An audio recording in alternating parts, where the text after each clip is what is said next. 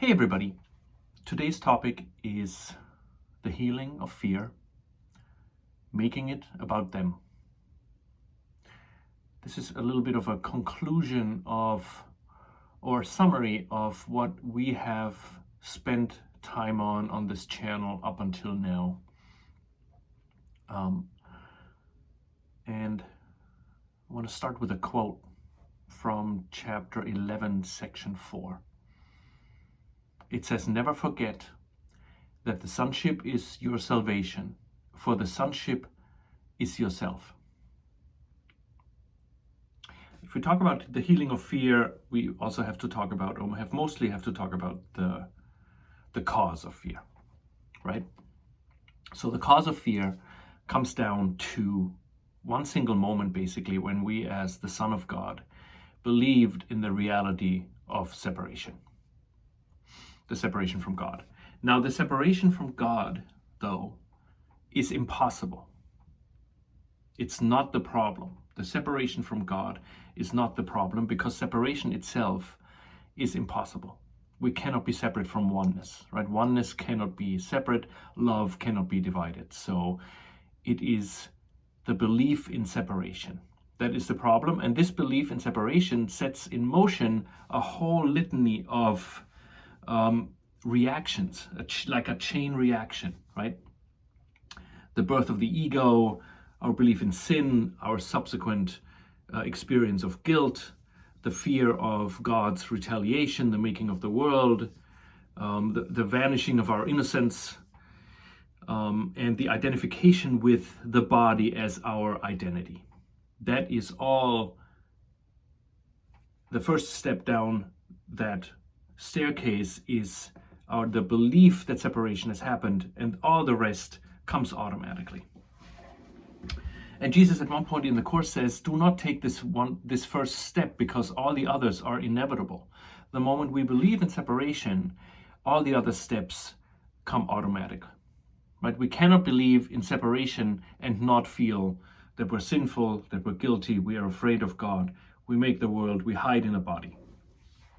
All that comes from the belief in separation. And since that moment, fear has basically been our predominant emotion. And as we have discussed in some of the above chapters, this fear is cloaked in many different costumes, so that we are distracted and not recognize fear as such, right? However, our work with the Course over time leads us to that generalization and the recognition that since that moment when we believed in the separation, fear was in fact our only emotion. Right? The longer we work with the Course, the more all those little rivers of all those emotions that we feel flow into this big river of one big river, which is fear. And fear is an all-encompassing thing. It's all-encompassing. And it's something we cannot escape from within its home, the ego thought system. So the moment we are in the ego thought system, we feel fear, and then we cloak it into things that are more manageable to us. But the main emotion is, and always will be in the ego, will be fear. And the further we go on this journey with the Course, and the closer we come to the ego's foundation, the more we look at the ego, the more we experience this fear. And no longer, as I said, no longer as different emotions, but as one fear. And it's sometimes staring us in the face directly and uncloaked. It's not a pleasant experience at all. And the Course says in chapter 3, section 7, Jesus says, as you approach the beginning, you feel the fear of the destruction of your thought system upon you, as if it were the fear of death. The fear of the ego, the fear of the destruction of the ego is tremendous, right? while we're still identified with the ego. So the process of the Course is to disidentify us over time with the ego thought system. We, at times, and that I speak from my own experience, at times I think, this is it, I'm going to die, right? And we think we're going to die. We haven't fully learned yet that we're not the ego, right? We're not far enough so that we know we're not the ego and that our fear is completely unfounded. We're not that far yet on the journey. We have gone far enough, though, so we can't turn back and dismiss what we have learned with this Course. The only way now is forward, which is not a great place to be in, and I experience this fear at times literally as paralyzing.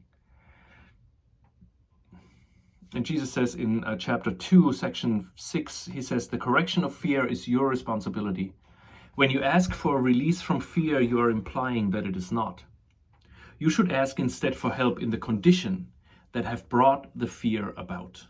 These conditions always entail a willingness to be separate.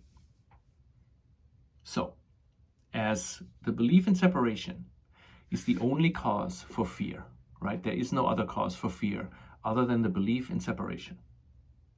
The only way out of that belief, or the only way of undoing this belief, basically, the only way out of that fear is the undoing of the belief in separation. And how do we do this? How can we undo the belief in separation? That is the question. And for the sake of this chapter, there are two, I want to say, paths we can pursue to undo the belief in separation. Both paths, each in its own way, leads to the undoing of the belief in separation. The two paths are forgiveness and making it about them. We have discussed forgiveness in previous chapters before, several times. And for the purposes of this topic, I just wanted to briefly bring us back to what those 3 steps are that we have discussed in the past. So we'll take the example as somebody is cutting us off in traffic, because that's something that happens all the time. And we have a reaction to it, which is anger, frustration, annoyance, etc. The first step is to look at our reaction and to state what is, right? We're angry at the driver. We think the driver is selfish, or whatever we think at that very moment, we state that. The second step is to realize that whatever we think and feel in connection with this driver is what we want to feel, because we want to have the sin outside of us, in the other driver, so we can regain our innocence, right? That's step 2, is to take back the projections that we have placed and take responsibility for what we feel. And the step 3 is to ask Jesus for help and the Holy Spirit for help to look at the situation differently and to see the other driver in a different light. The correction for all that does not come from us. It comes from the Holy Spirit or Jesus. So we can apply forgiveness anytime, or those 3 steps, anytime we feel annoyed, angry, frustrated with someone, etc. This process is basically the core of the Course. Forgiveness ensures that the ego doesn't stay hidden, because that is our problem. We don't know what we're doing. We don't know that we're projecting, right? That's why looking at our projections is so helpful. Anything that is hidden within us must be projected out. If something is no longer hidden, we don't have to project it any longer.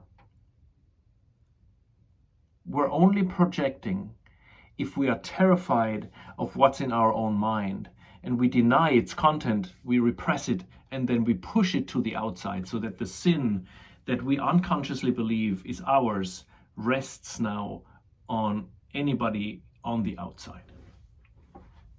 What we look at openly, though, cannot be used by the ego to keep the separation going. I think that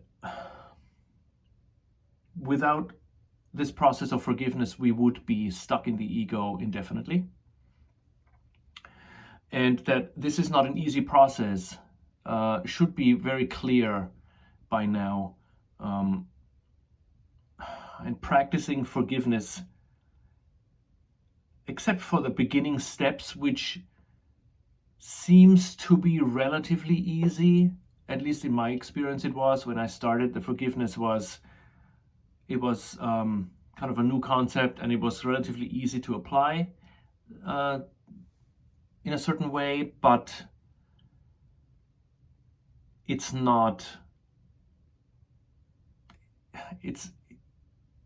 will increase the fear for a while. That's what I wanted to say. Practicing forgiveness will increase the fear for a while. It's inevitable, and all of us course students will go through that at one point or another.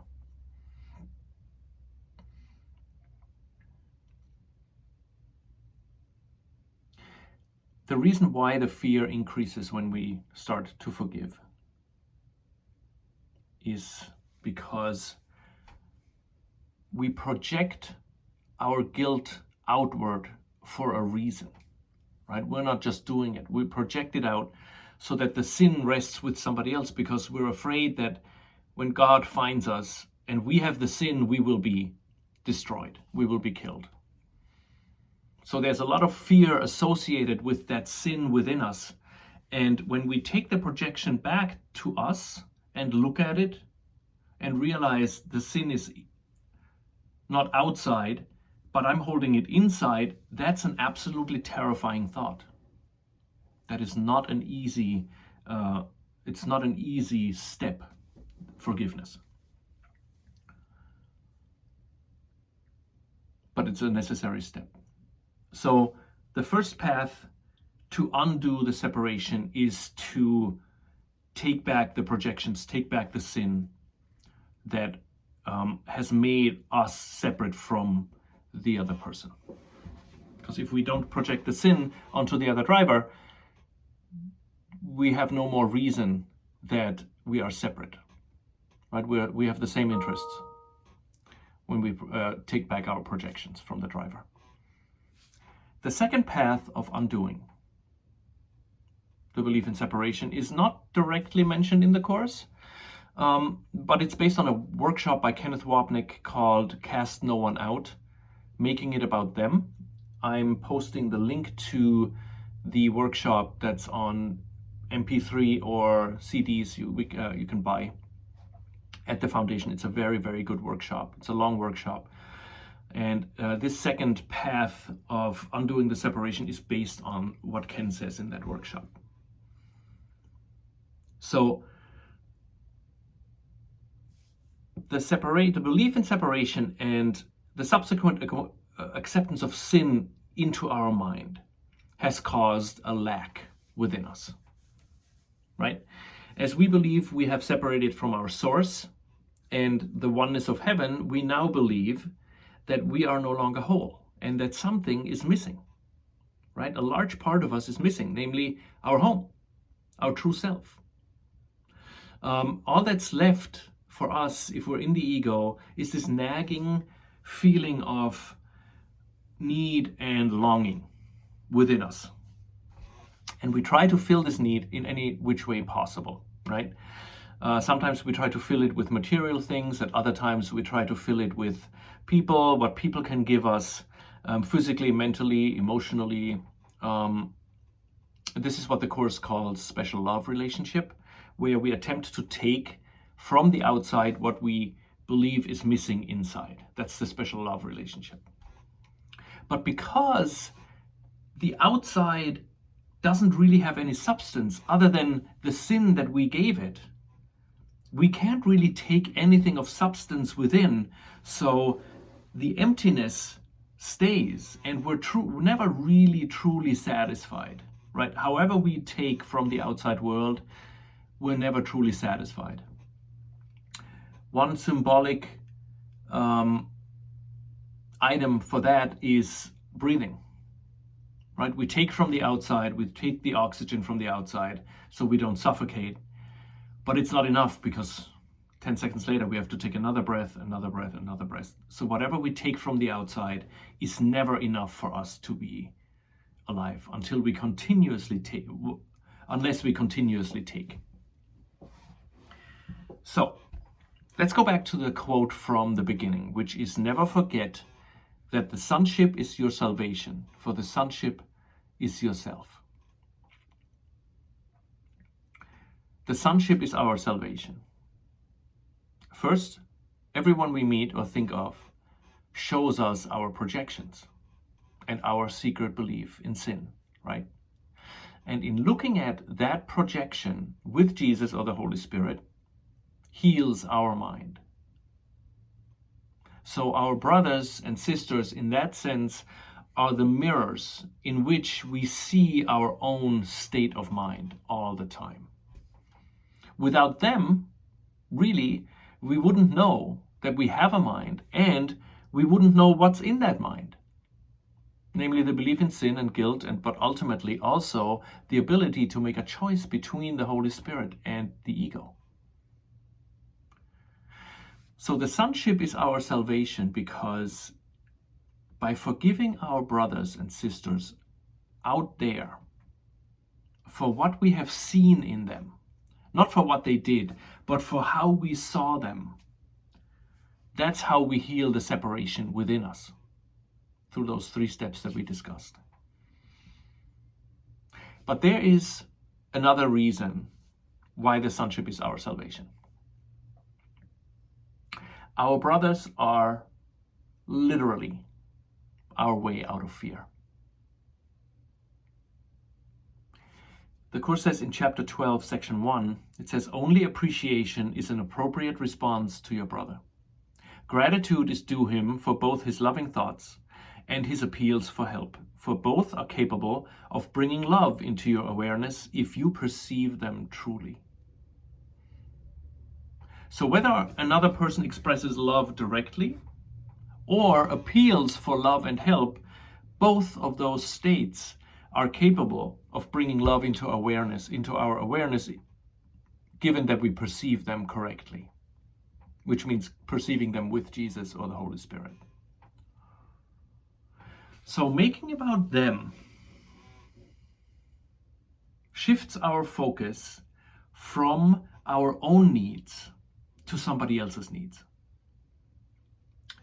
Here are just a couple of examples. Let's say we experience social anxiety when we're with people, right? We can only experience social anxiety when we're focused on ourselves. The moment we focus our attention to what other people might need, the fear lessens. It might even disappear for a while.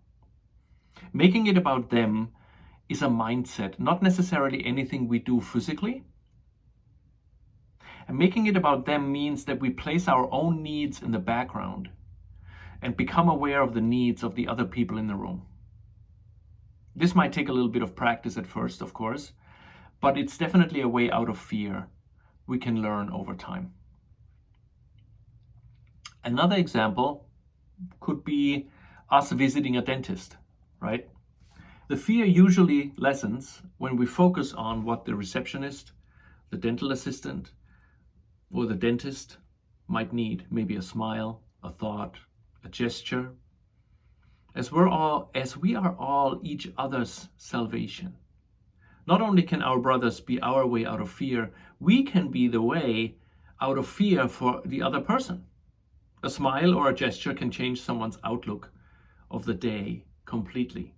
This is what undoes the separation. When we stand in line at the register in the grocery store, we can, without changing anything outwardly, make it about the person at the register, the people in front of us, the people behind us, the people at the meat counter, or the person stacking cans into a shelf. The separation we see in the world comes from us. If we make it about the other person in our mind, we don't see separate interests, and healing occurs at that moment. Let's say we drive down the highway. We can concentrate on the other drivers, on what they need, right? I sometimes use this line. It says, "What can I do for your most holy son?" That could be a short prayer helping to stay with that, with making it about them. Making it about them can be practiced anywhere at any time. In the subway, health club, at a party, at school, at work, while bowling, or while watching TV. Watching the news and making it about the newscaster can do wonders to our fearful mind. Whatever social function we dread going to, if we accept the goal of making it about them, we will feel better.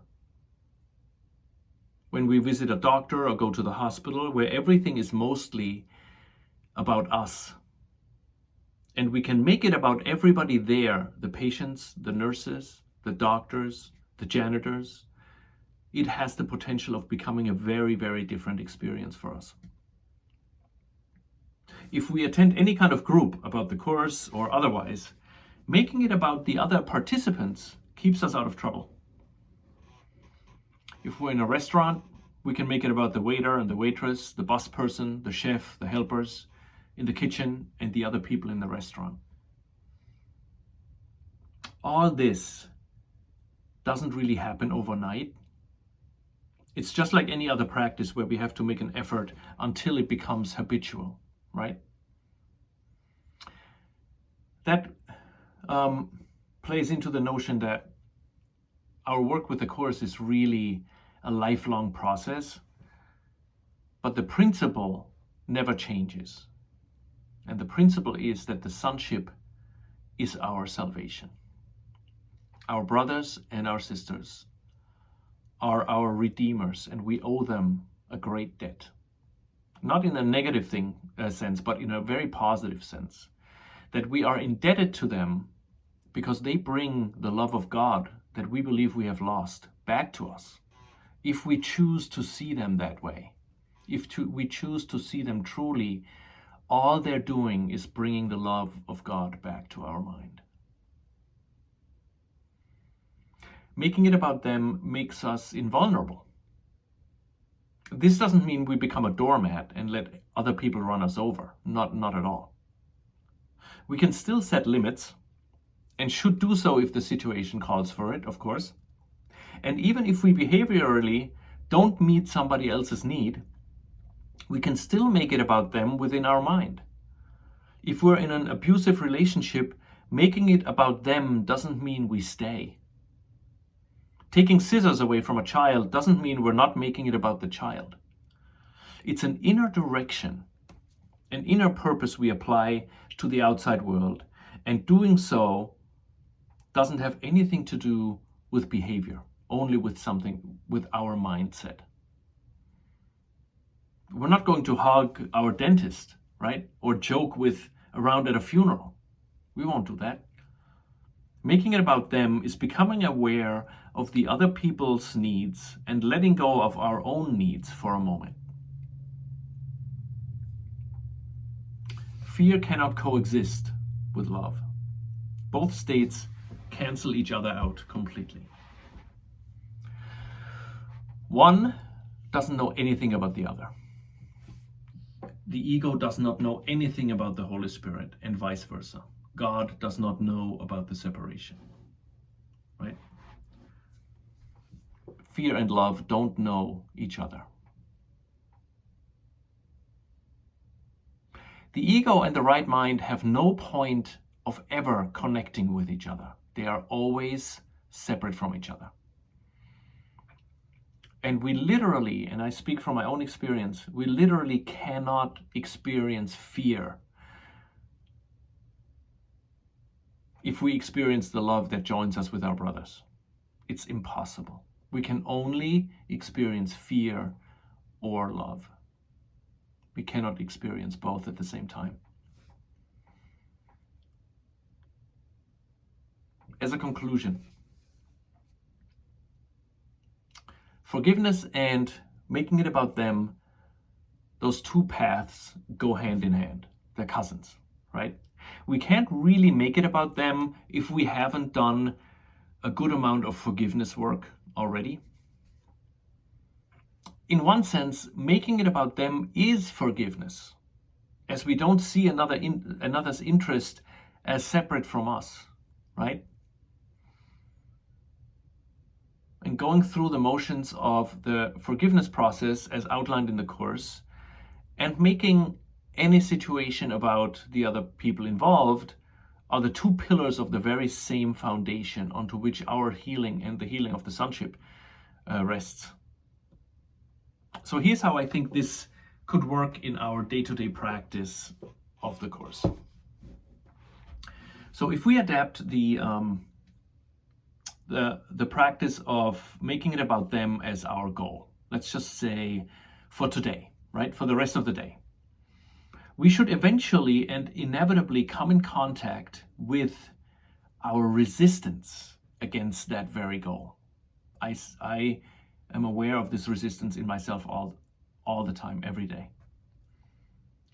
We likely are able to make it about them in some situations, but not in all situations. Perhaps for a time, but not all day. Perhaps all day, but not all week or all month. We always vacillate back and forth, right? The resistance to making it about them stems from our belief in sin and our wish to keep the separation going. That's still there, right? To undo it, we apply the very same forgiveness steps we have discussed above. We become aware of what's going on. We take the projections back, and we realize that whatever this resistance we're feeling, we want to feel, because we don't want the separation to be healed. And then we ask Jesus to look at that with us so we can forgive ourselves for having this resistance against making it about the other person. This is a very important step, because otherwise we get caught in, oh, I can't make it about them, because we will come to this point of resistance, inevitably come to this point where we have resistance against making it the other person, making it about the other person, right? If we were to able to just make it about the other person all the time, period, we would not need this course. So it's very logical and normal that we come to this point where we think, I don't want to make it about the other person, I want to make it about myself, right?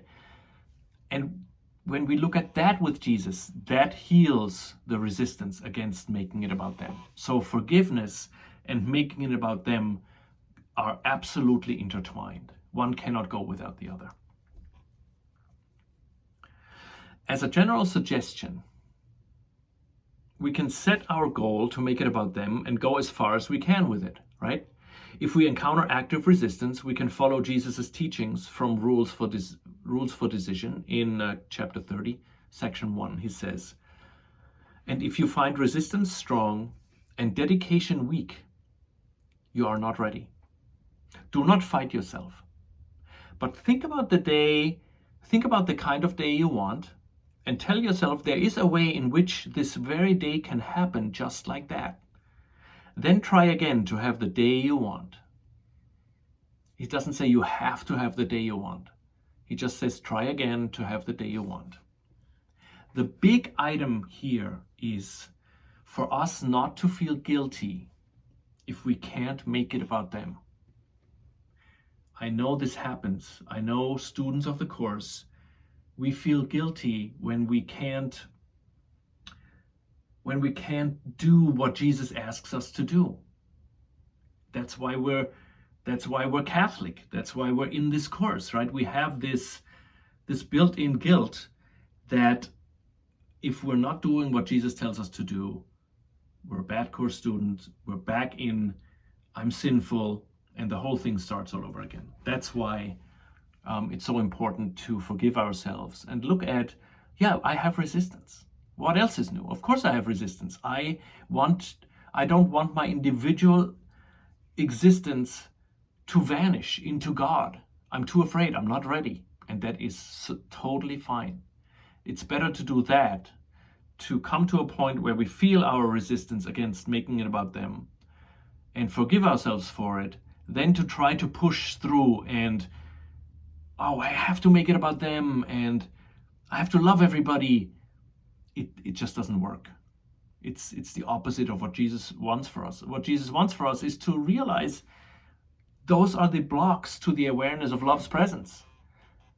They have no substance other than the guilt we have given it. Without guilt, they disappear. So it's always about looking at Jesus, with Jesus at the guilt, at this belief in sin, and undo that one with him. So the one single instant when we can, so let's say we have a goal and we want to make it, today we want to make it about them, right? We have an appointment with our accountant and we want to make it about our accountant. We go to our accountant and we were annoyed or something happens because we have to pay so much taxes, and we totally lose the whole notion of making about them because we feel threatened about our own thing, whatever. And we're in the car on our way home and we realize, yeah, I didn't really make it about the person at all. And that is what Jesus needs. That's what Jesus needs us to bring to him. And we can look at that with him and say, I wanted to make it about them because I know deep inside that that's my way out, but I'm too afraid to go out. I'm too afraid to undo my belief in separation. And if we can look at that with Jesus and not judge ourselves, we are way ahead of the curve, way ahead, right? So if we want to make it about the other person, we're not ready. We step back and we look at ourselves, that we're not ready to make it about the other person, and that's okay. And Jesus says, even at the level of the most casual encounter, it is possible for two people to lose sight of separate interests, if only for a moment. That moment will be enough. Salvation has come. So that moment when we're in the dentist office and we realize I really am more concerned about me than the dentist, and we can go to Jesus and ask him for help with this, that is the moment of salvation, right? That is the moment of salvation. If we can make it about the dentist to begin with, that is the moment of salvation also. But salvation also occurs if we realize our own resistance against that and not judge ourselves. That is the moment of salvation as well. So any kind of habit takes a long time to acquire, right? This is the same habit of making it about them. Is a habit, and over time it will become automatic. But it goes hand in hand with looking at our resistance, right? Those two go together. So we forgive ourselves for the resistance towards making it about them.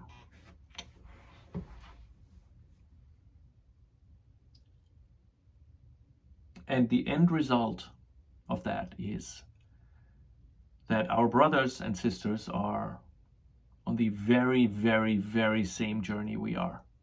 There's no difference at all between any of us, right? We all believe, we all have we hold a deep belief that we have destroyed the oneness of heaven, all of us. And making it about them is the universal correction for that belief. If we make it about others, we join with them. And if we are joined, the separation did not occur. And if we have reached, and at that point, if we join with somebody because we're making it about them, we join with them, at that very moment, the separation has not occurred. And that is the end of our journey. That is the end of our journey, period. There's nothing else to do. And then we go back to the ego. Everything starts all over until the next day or the next situation. And in time, we come to a point, I believe, that this becomes habit, and the resistance against undoing the separation will lessen over time. And we reach the home that we have never left in truth. That's it. Thank you so much for watching and for listening.